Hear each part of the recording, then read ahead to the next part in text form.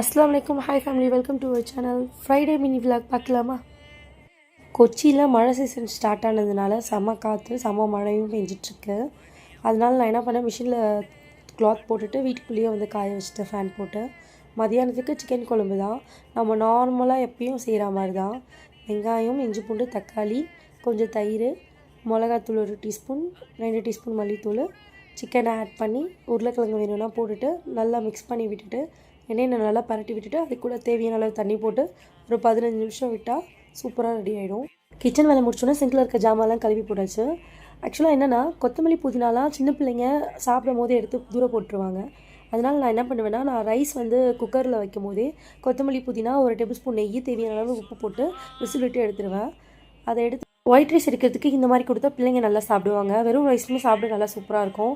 மாவு கூற போட்டு வச்சுருந்தேன், கருப்பு உளுந்து தான் ஆட் பண்ணியிருக்கேன். இது எங்கள் மாமியார் கொடுத்து அனுப்பியிருந்தாங்க. ஸ்டார்டிங்லலாம் நான் இட்லி மாவு அரைச்சேன்னா எனக்கு இட்லி சுத்தமாக நல்லா வராது, ரொம்ப ஹார்டாக வரும். மேக்ஸிமம் தோசை தான் ஊற்றுவேன். அதனாலே இட்லி மாவு அரைக்கிறத வந்து அவாய்ட் பண்ணிவிடுவேன். இந்த தடவை வந்து என் நாத்தனார் சொன்னாங்க, நீ மிக்சியில் அரைக்கிறதுனால 4 பங்கு அரிசி போடுறேன்னா 1 பங்கு உளுந்து போடுவேல, அதை வந்து 1 1/4 1/2 அந்த மாதிரி போடு, உனக்கு இட்லி நல்லா சாஃப்டாக வரும்னு சொல்லியிருந்தாங்க.